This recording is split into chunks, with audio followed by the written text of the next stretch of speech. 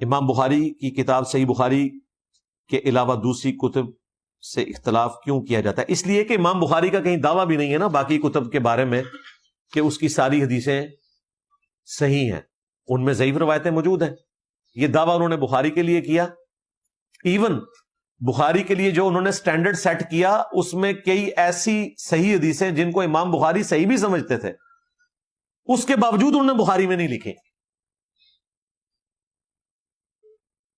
جامعہ ترمذی میں کئی حدیثیں موجود ہیں